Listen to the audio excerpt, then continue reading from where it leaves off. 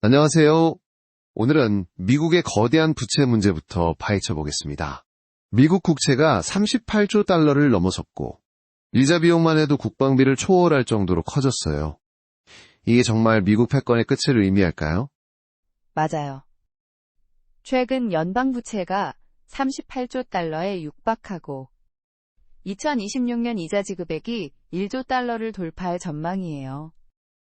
전체 재정 지출의 20% 가까이를 차지하니 재정에 엄청난 압박이죠.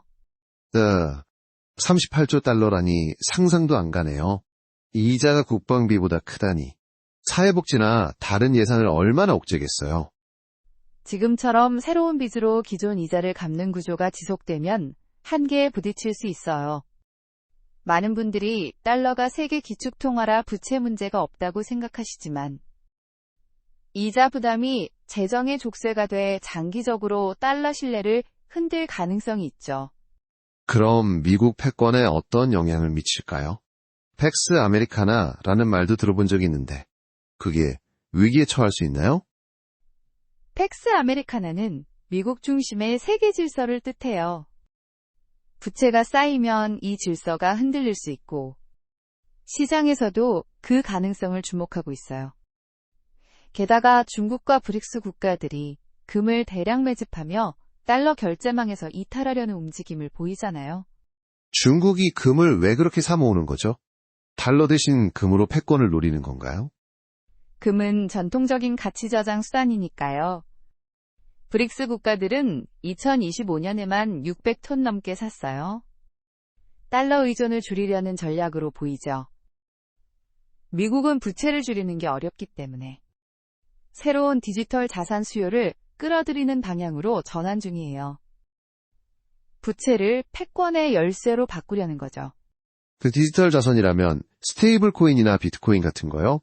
그게 부채와 어떻게 연결될 수 있나요? 네. 오늘 주제의 핵심이에요. 베센트 재무장관이 국채 전략으로 나서고 워시가 금리 관리로 트럼프가 비트코인으로 움직이는 그림이죠. 베센트의 전략부터 자세히 살펴볼까요? 기대돼요. 국채 수요를 어떻게 디지털화하나요? 지니어스 법안 지니어스 액트의 핵심인데 2025년에 제정됐어요. 스테이블 코인 발행사에 미 국채 100% 담보 보유를 의무화하는 거예요. 전 세계 스테이블 코인 수요가 늘수록 국채가 자동으로 팔리는 무한 매입 엔진이 되는 거죠. 와, 스테이블 코인이 늘면 국채가 알아서 사지는 구조네요. 베센트 장관이 이걸 국채 최대 수요처로 노린 거예요? 맞아요. 게다가 은행 규제 완화도 병행해요. 대형 은행들이 국채 보유 시 SLR 보안 레버리지 비율 같은 자본 규제를 면제받아요. 이렇게 민간 은행을 국채의 강력한 방어벽으로 재배치하는 거죠. 자본 규제 피하면 은행들이 국채를 더 사모으겠네요. 이게 3.3의 3정책과도 연계된다고요? 네. 3.3의 3정책은 GDP 3% 성장, 재정적자 GDP 비 3% 축소, 석유 생산 300만 배럴 추가를 목표로 해요. 재정 건전성을 높여 국채 시장 신뢰를 회복하고 베센트의 디지털화 전략을 뒷받침하죠. 성장과 적자 줄이기, 에너지 늘리기로 국채 발행 줄이면서 수요는 유지하는 포괄적인 그림이네요. 이게 성공하면 부채 이자 부담이 줄어들 수 있겠어요. 시장에서도 국채금리 발작을 막을 가능성을 높이 평가해요. 스테이블 코인을 단순 코인으로 보는 오해도 있지만 이제 재무부가 통제하는 국채 담보 시스템으로 재편되고 있어요. 달러 가치와 직결된 안정자산이 될 거예요. 민간 발행인데 정부가 쥐락펴락하는 거군요. 이제 국채길은 닦였으니 금리와 유동성 관리는 어떻게 할까요? 케빈 워시의 역할이 중요할 것 같아요. 워시의 통화 전략은 QT 양적 긴축로 시중 유동성을 흡수하면서 기준금리를 낮추어 정부 이자 부담을 줄이는 트위스트 운용이에요. 가두리 양식처럼 유동성을 특정 영역에 가둬 통제하는 거죠. 긴축과 금리 인하를 동시에 어떻게 가능한가요? QT는 장기채 매도로 유동성을 줄이지만 단기 기준금리는 낮춰 전체 이자 비용을 관리해요.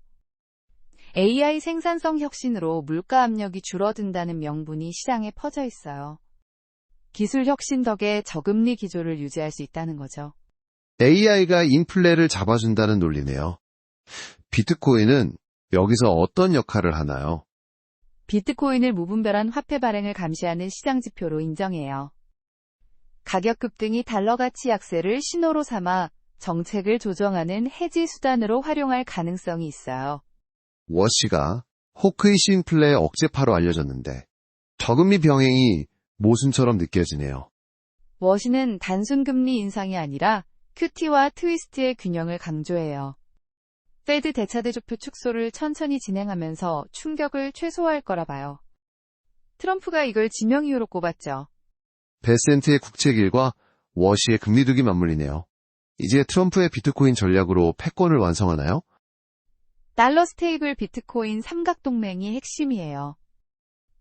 트럼프는 2025년 행정명령으로 비트코인 전략 비축 스트래테직 비트코인 리저브를 시작했어요.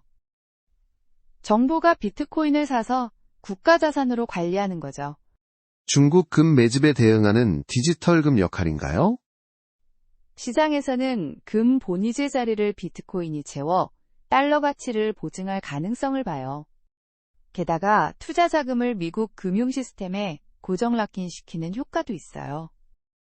비트코인을 사려면 미국 거래소를 거치니까 자금이 해외로 빠져나가지 않죠. 정치적으로도 중간선거 표심을 노리나요? 2027년 법제화가 목표예요? 가상자산 투자자 지지를 끌어모으기 위한 공약이에요. 법으로 제도화하면 전면 시행 동력이 생겨요. CBDC 대신 민간 스테이블 코인을 밀며 디지털 결제망을 장악하려는 거죠. 삼각동맹이 어떻게 작동하나요? 달러는 기축, 즉 스테이블은 결제, 비트코인은 가치 저장으로 연결되나요? 국채 수요가 스테이블 코인에서 나오고 비트코인이 가치 보증을 더해요. 전 세계 자금 흐름을 미국이 통제할 수 있어요. 이 모든 게 결합되면 2027년 미국 금융 패권은 어떻게 변할까요? 부채를 넘어 디지털 금융제국으로 변모할 가능성이 시장에서 점쳐져요. 스테이블 코인과 은행 규제가 국채 수요를 확보해 금리 발작을 차단하고 워시의 트위스트가 안정성을 더하죠. 암호화폐 불안정성에 대한 우려는요? 제도권 연동으로 안정적 패권 시스템이 될 수 있어요. 중국의 금 패권에 맞서 디지털 금과 디지털 달러를 결합한 새로운 표준으로 자금 장악을 누리죠. 글로벌 자금 흐름이 미국 시스템에 고정되고 브릭스 이탈을 막는 효과가 클까요?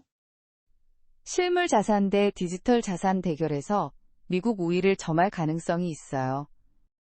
빚으로 빚 갚기의 한계를 넘어 디지털 포식자를 제도권으로 끌어들이는 역발상이에요. 3.3의 3 정책이 재정 신뢰를 더해주고 중간선거 모멘텀으로 이어지네요. 전체 그림이 선명해졌어요. 베센트가 국채의 길을 닦고 워시가 금리의 둑을 쌓으며 트럼프가 비트코인으로 성을 짓는 이 전략이 2027년 신 금융 패권의 실체예요. 시청자 여러분, 이 변화가 글로벌 금융을 어떻게 바꿀지 상상해보세요. 지속적인 관심 부탁드려요. 부채 시대를 넘어 새로운 패권을 그리는 과정이에요. 오늘 여기서 마무리하겠습니다.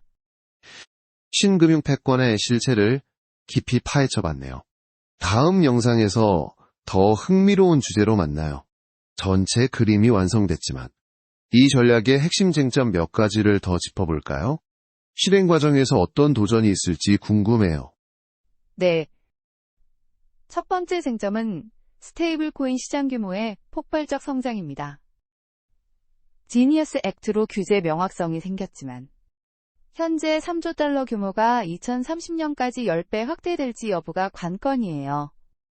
이게 현실화되면 국채 수요가 안정되지만 시장 성숙도가 부족하면 효과가 반감될 수 있죠.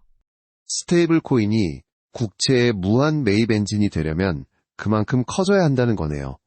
두 번째 쟁점은 두 번째는 비트코인 전략 비축의 법제화 속도예요.